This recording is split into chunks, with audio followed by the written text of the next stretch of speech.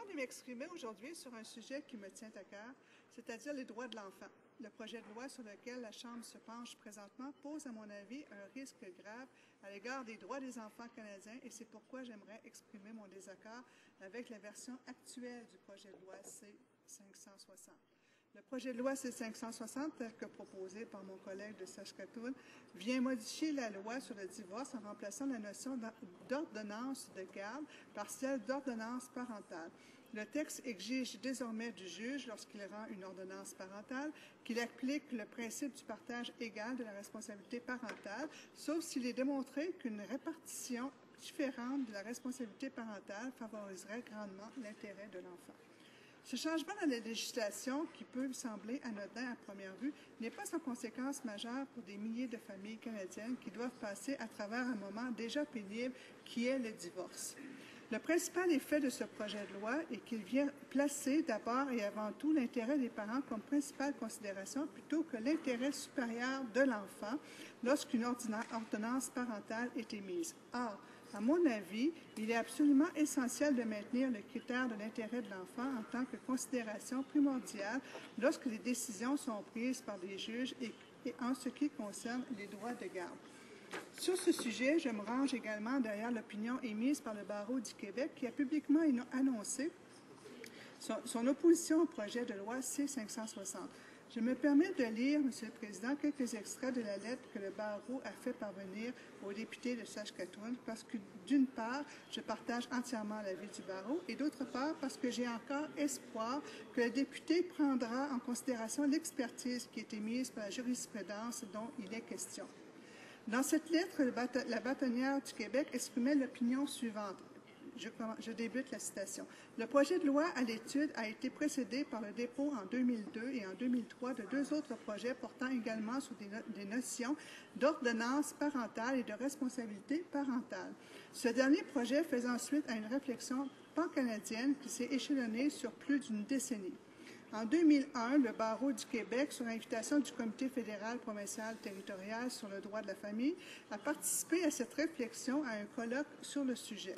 Un mémoire a été produit à cette occasion, le rapport final du gouvernement canadien sur les droits de garde et de visite et des pensions alimentaires pour les enfants intitulé « L'enfant d'abord », ainsi que le projet de loi C-226 constituaient l'aboutissement de cette vaste consultation. Une des plus importantes conclusions ressortant de cette consultation concernait le rejet de toute présomption en matière de garde d'enfants et l'importance de maintenir le critère souple de l'intérêt de l'enfant, accompagné du principe du parent amical et du principe du contrat maximal.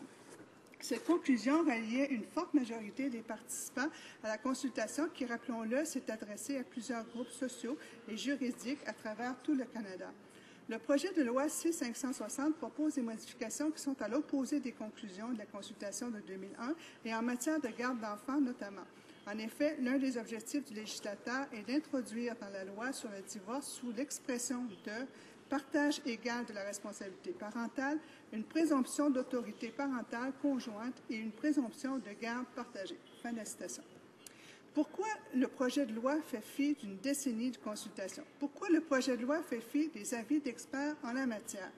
L'étape difficile du divorce et la question des droits de garde exerce déjà une pression énorme sur les familles et plus particulièrement sur les enfants.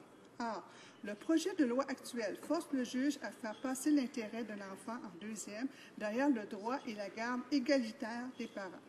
Il s'agit d'un glissement lourd de conséquences qui peut avoir des effets néfastes sur le bon développement de l'enfant alors que le juge prend déjà en considération la possibilité d'une garde partagée égale comme solution optimale à un couple avec enfant qui se divorce si cette possibilité est dans l'intérêt supérieur de l'enfant. Alors, pourquoi faire ce projet de loi si les outils législatifs dont nous disposons nous offrent déjà la possibilité de garde partagée à part égale? Les juges canadiens sont qualifiés et savent faire la part des choses. Face à de nombreuses situations familiales conflictuelles, il n'est pas tout simplement pas dans l'intérêt d'un enfant de voir les parents se partager la garde égale de leur enfant. De plus, dans ce projet de loi, prend-on l'opinion de l'enfant en compte? Après le droit de la garde des parents. Bien sûr, le NPD se battra toujours pour une meilleure égalité entre les genres et le droit des pères est aussi important que le droit des mères. Mais ce projet de loi passe à côté de son objectif puisqu'il ne contribue en rien à une progression de l'égalité. Il affaiblit plutôt le droit des enfants et il est grand temps de recentrer le débat sur la vraie question, l'intérêt supérieur de l'enfant. Il faut également éviter de céder tout espace législatif à des parents qui, dans la tourmente du divorce, manquent parfois de recul et d'esprit critique. Cette faiblesse faite d'un membre du couple peut malheureusement instrumentaliser la garde de l'enfant et s'en servir comme façon d'attaquer l'autre membre.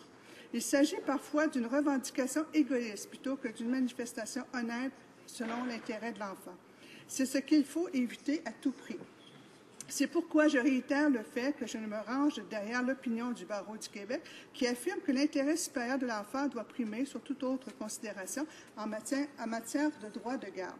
J'aimerais également profiter de mon temps de parole pour faire part à mes collègues de l'opinion de la section nationale du droit de la famille de l'Association du Barreau canadien qui réitère que le projet de loi C-560 fait prévaloir les droits des parents sur l'intérêt supérieur des enfants.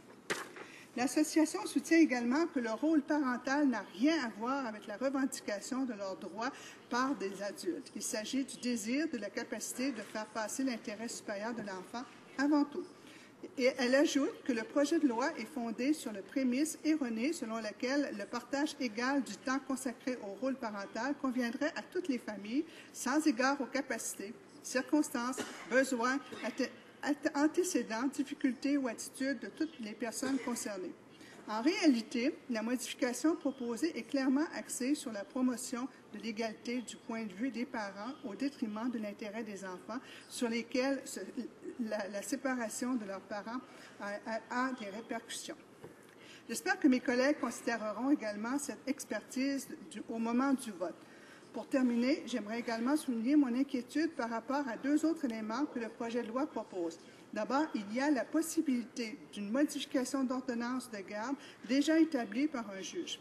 De ce que je comprends, toutes les ordonnances de garde exclusive pourront être soumises à une demande de révision au tribunal qui sera désormais tenu d'appliquer la présomption de garde partagée. On donne ici un certain pouvoir rétroactif à des décisions qui ont déjà été prises de façon adéquate à la lumière des faits qui ont été présentés au juge. Enfin, on semble également vouloir hiérarchiser plusieurs critères à prendre en considération lors d'un jugement. Comment peut-on reléguer l'opinion de l'enfant et la violence familiale derrière le contact maximal avec l'enfant? Cela ne fait aucun sens et constitue un important recul en matière de droits de l'enfant et de droits de la famille comparativement aux droits observés dans la plupart des autres pays occidentaux. J'aimerais terminer en disant que lorsque les parents se soucient de leurs enfants plutôt que d'eux-mêmes, ils sont vraisemblablement plus portés à oublier leurs différends et leurs propres intérêts et à trouver une solution qui fonctionne bien pour leur famille. Les lois actuelles offrent déjà les possibilités d'une garde partagée égale si cette solution est dans l'intérêt de l'enfant. Au lieu de restreindre les droits des enfants, j'invite tous mes collègues à se pencher davantage sur des solutions plus constructives qui permettront de développer des outils et fournir des ressources aux familles qui doivent affronter le douloureux passage à travers un divorce. De cette façon, les parents, mieux outillés, pourront atténuer le plus possible les effets négatifs d'un divorce sur le développement et le bien-être de leur enfant. Merci, M. le Président.